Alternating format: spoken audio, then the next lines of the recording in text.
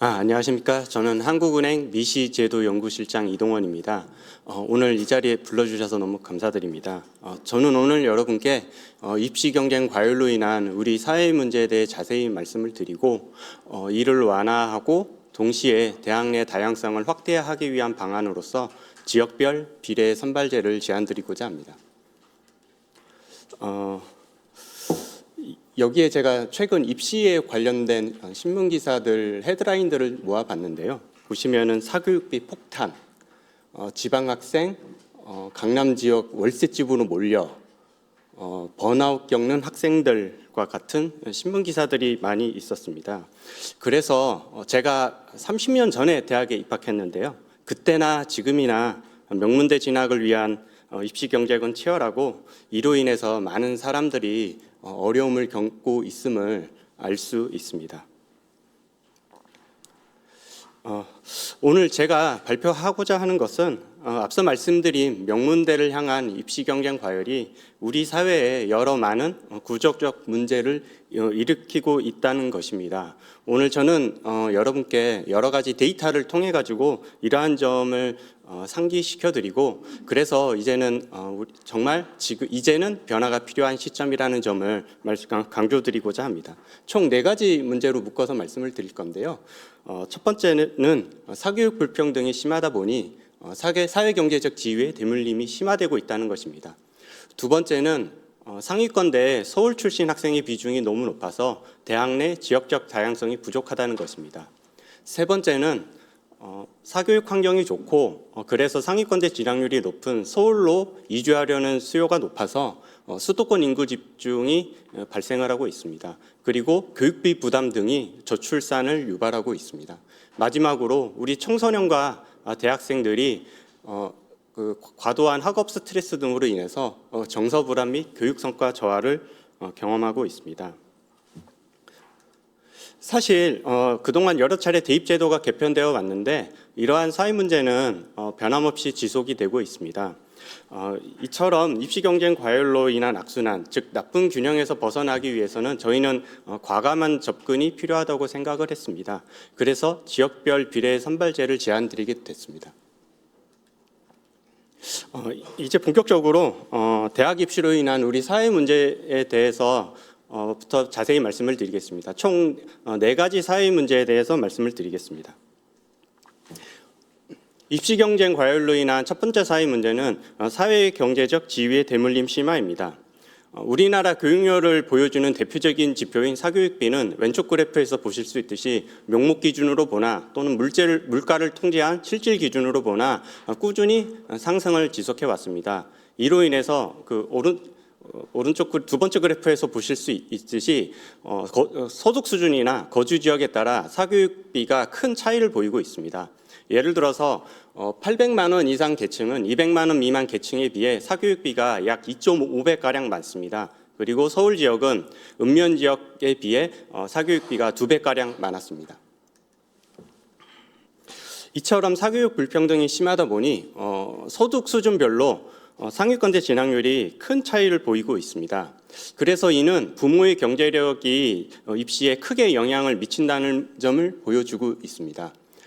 그런데 어떤 분들은 내가 능력이 뛰어나서 소득이 많은데 내 자녀는 나를 닮았기 때문에 잠재력이 뛰어난 거 아니냐라고 말씀하실 수도 있습니다. 그래서 저희가 실종 분석을 한번 해보았습니다. 그래서 결과를 말씀을 드리면은 소득 수준별 상위권대 진학률 차이 중에서 25%만이 학생의 잠재력으로 설명이 되었고 나머지는 부모 경제력 효과 또는 부모의 특성을 아우르는 부모 특성 효과로 추정이 되었습니다.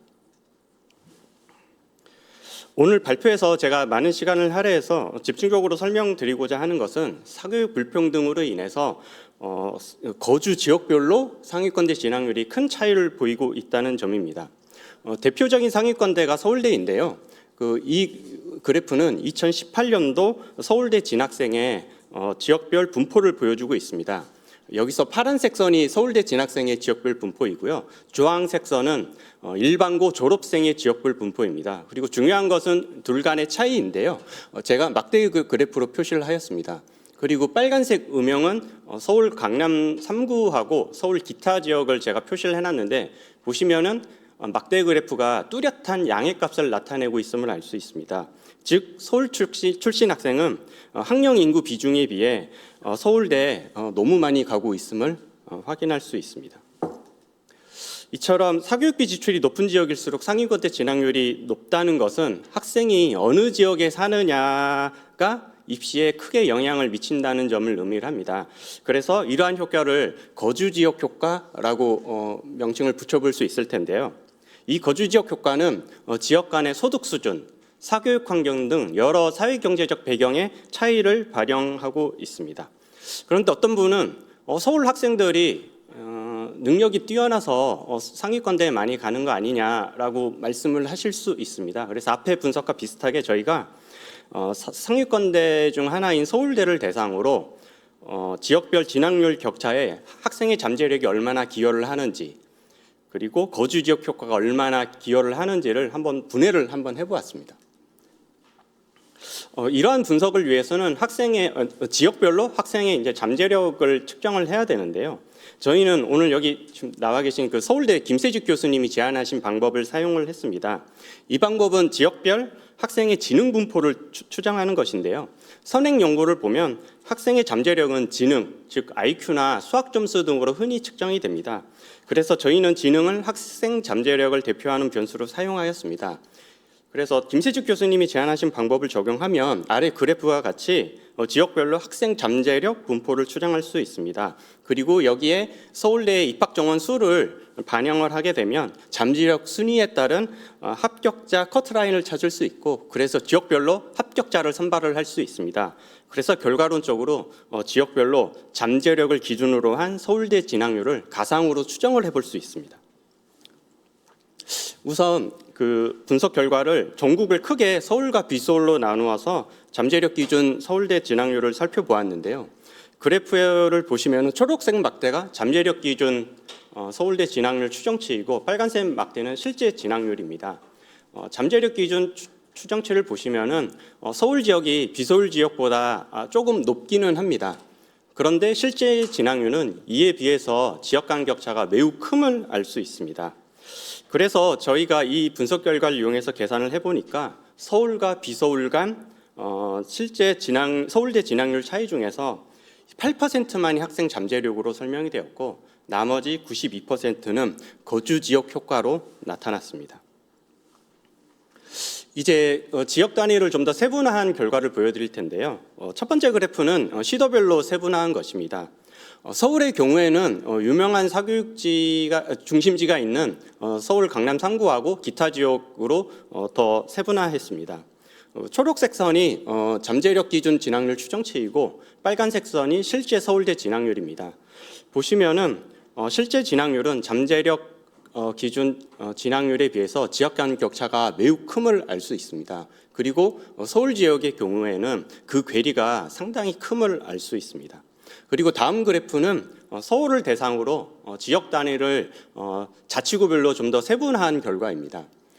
특징적인 것이 두 가지가 있는데 첫 번째는 서울 자치구들은 대부분이 실제 진학률이 잠재력 기준 진학률보다 높은 것을 알 수 있습니다. 그래서 서울의 어떤 사교육 환경 등의 영향이 분명히 있다라는 점을 좀 알 수 있고 두 번째 특징은 여기서 이 서울 내에서도 실제 진학률은 잠재력 기준 진학률에 비해서 지역 간 차이가 매우 큼을 알 수 있습니다. 특히나 강남구, 서초구 등 사교육 중심지가 있는 지역의 경우에는 그 괴리가 상당히 큼을 알 수 있습니다. 이처럼 학생이 어느 지역에 거주하느냐에 따라 입시 성과가 달라진다는 것, 즉 거주 지역 효과는 앞서 말씀드린 대로 지역 간 소득 수준이나 사교육 환경 등 여러 요인들을 포함하고 있는데요. 이에 대해서 제가 이제 조금 더 자세히 살펴보기 위해서 거주 지역 효과를 잘 나타내는 지표로 잠재력 초과 서울대 진학률을 산출해 보았습니다. 잠재력 초과 진학률은 실제 진학률에서 잠재력 기준 진학률 추정치를 차감한 것입니다. 그래서 학생이 어떤 특정 지역에 거주함으로써 잠재력에 비해 얼마나 서울대에 갈 확률이 높은가를 보여주는 지표입니다. 우선 소득 수준의 입시 영향이 크다는 점을 고려를 해가지고 전국 시군구별로 그래프와 같이 소득 수준과 그리고 잠재력 초과 진학률 간의 관계를 한번 그려보았습니다. 그리고 점선으로 회기선도 추정해 보았습니다. 그 결과 소득 수준이 높아질수록 잠재력 초과 서울대 진학률이 높아졌습니다.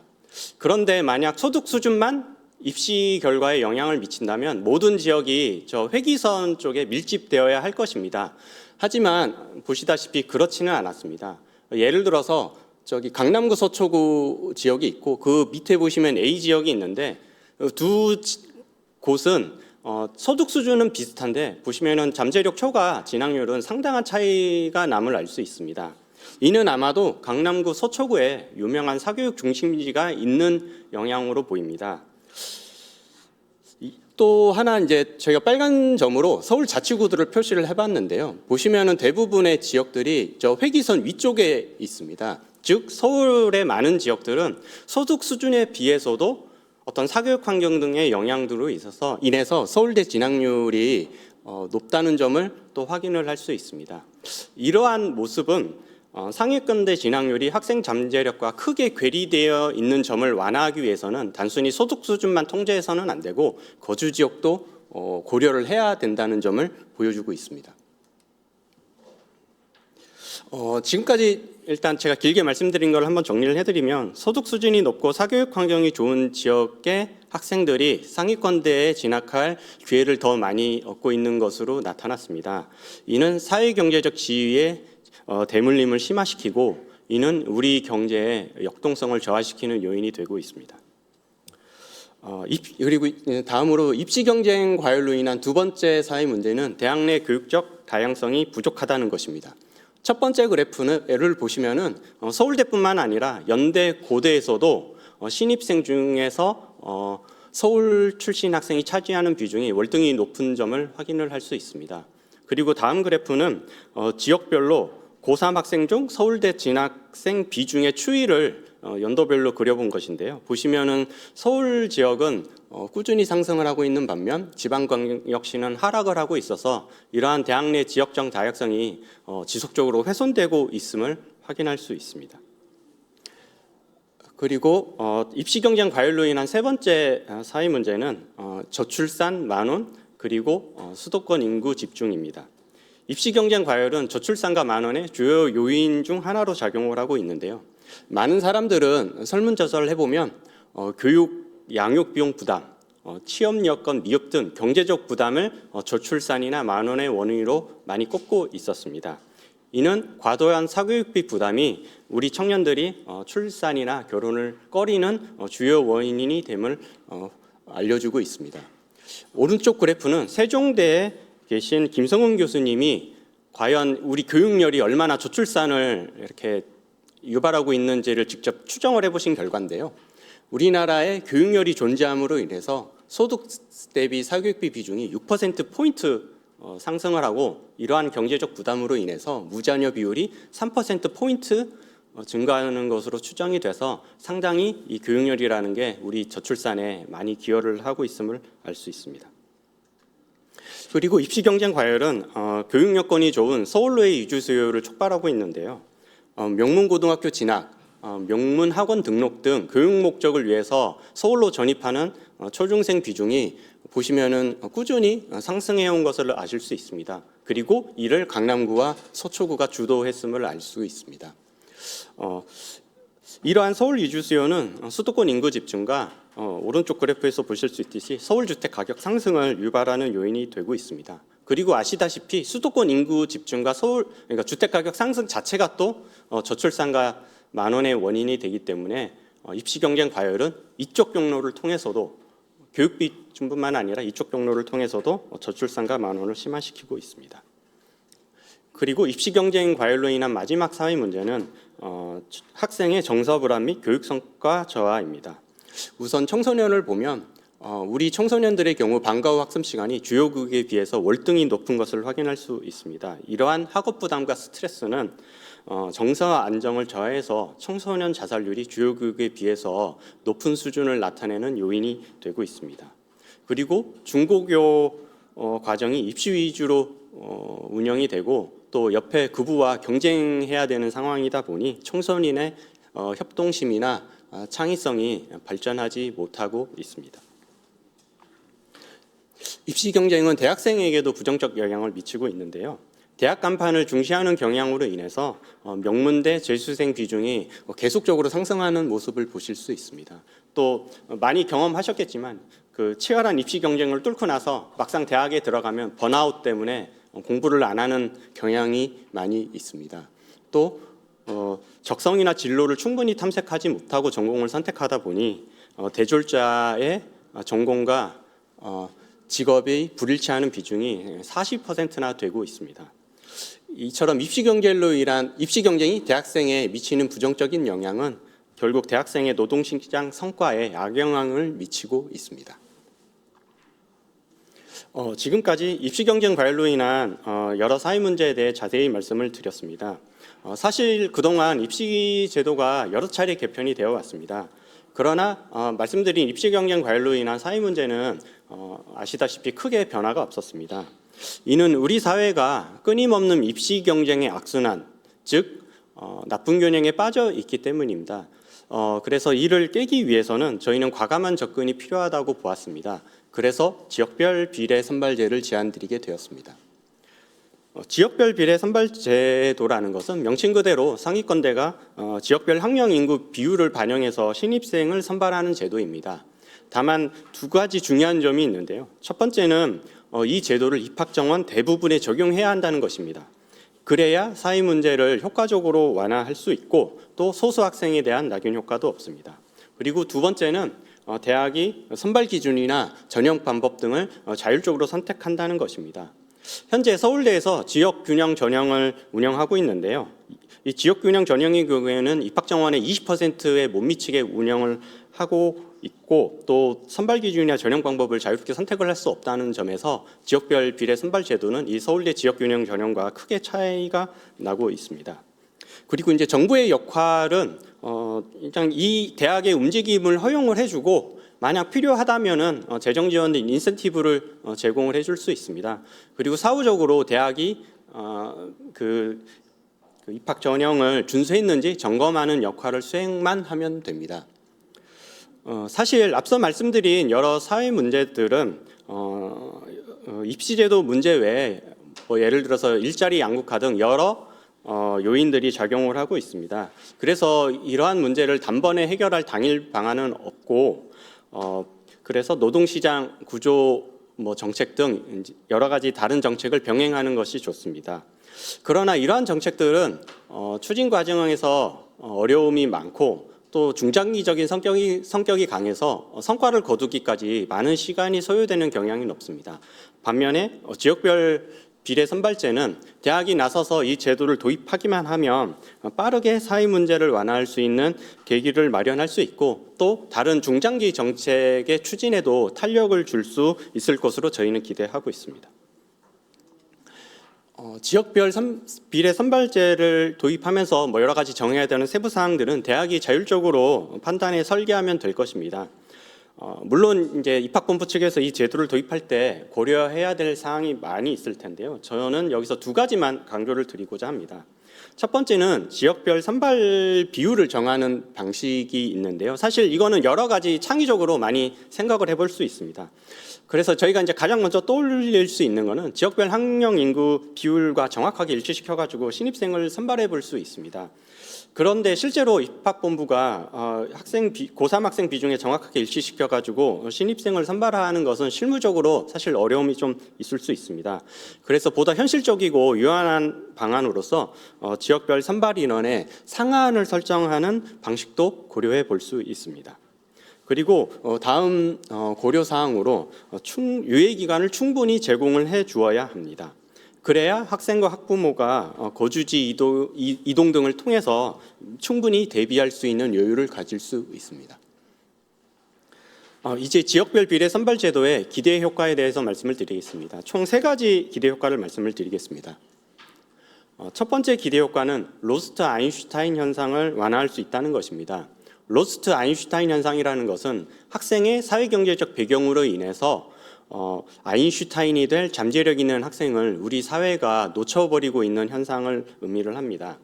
만약 지역별 비례 선발제가 도입이 되면 얼마나 이러한 사회 경제적 배경의 영향이 줄어드는지를 실제로 저희가 한번 살펴보기 위해서 앞서 말씀드렸던 2018년도 서울대 그 입시 결과를 이용해서 시나리오 분석을 해보았습니다.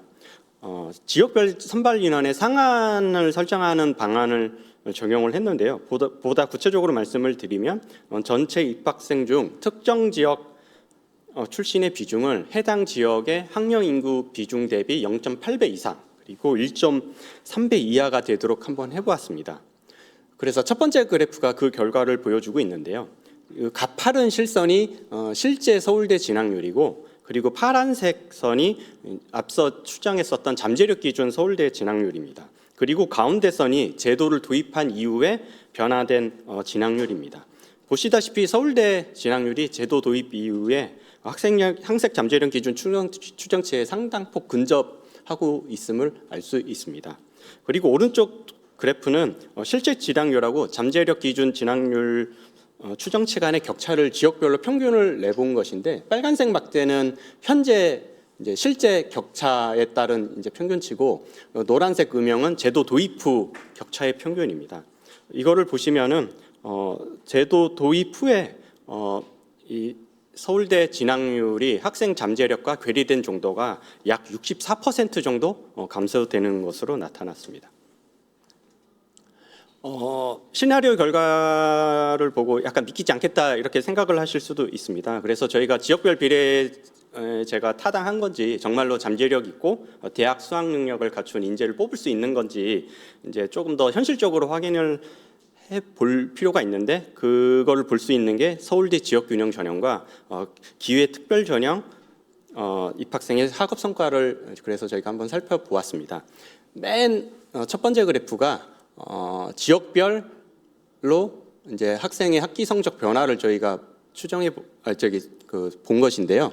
빨간색 선이 지방 중소도시 읍면 지역 출신 학생의 성적입니다. 보시면은 다른 지역과 크게 차이가 나지 않는 것을 볼 수 있습니다. 그리고 두 번째 그래프는 입학 전형별로 학생들의 학기 성적의 변화를 보여주고 있는데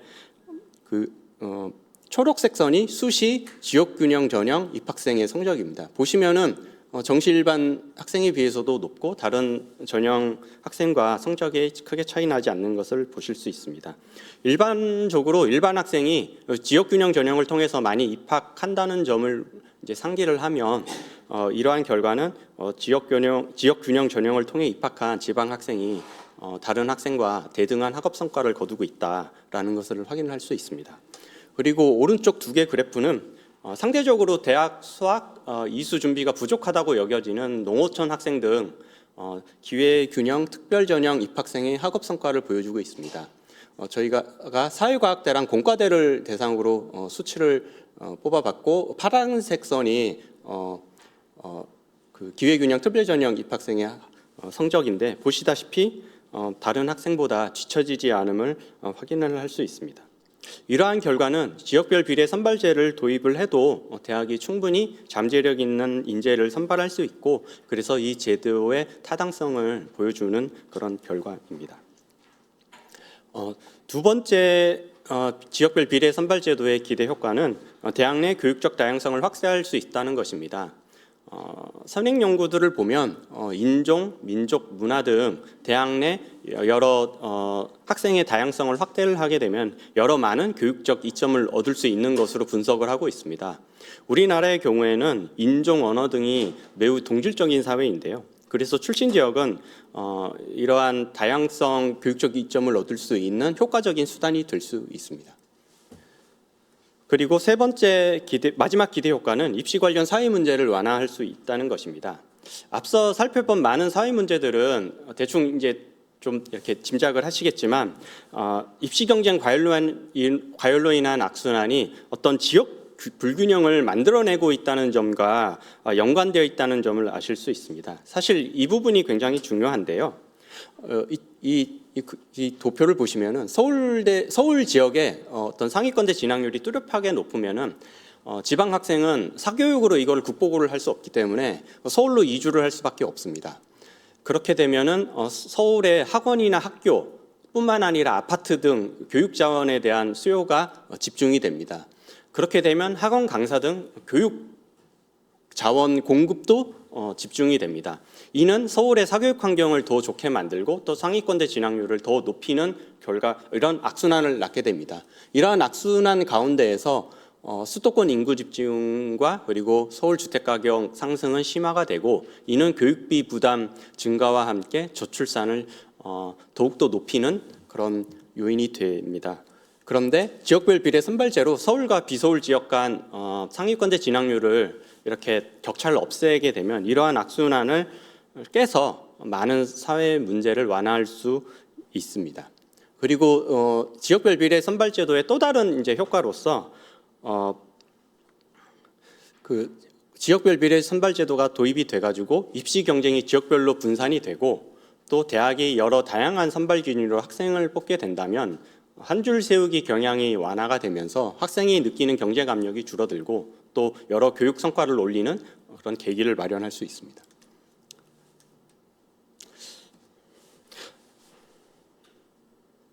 지금까지 말씀드린 내용을 정리를 하면 입시 경쟁 과열은 여러 많은 사회 구조적 문제를 유발하고 있습니다. 우리 사회가 입시 경쟁의 악순환, 즉 나쁜 균형에 빠져서 이러한 문제에서 장기간 벗어나지 못하고 있는데요. 여기서 벗어나기 위한 과감한 접근으로서 저희는 지역별 비례 선발 제도를 제안드렸습니다.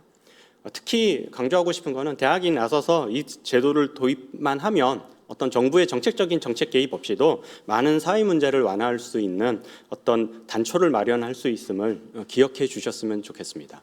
경청해 주셔서 감사합니다. 이동원 연구원님 감사합니다. 이제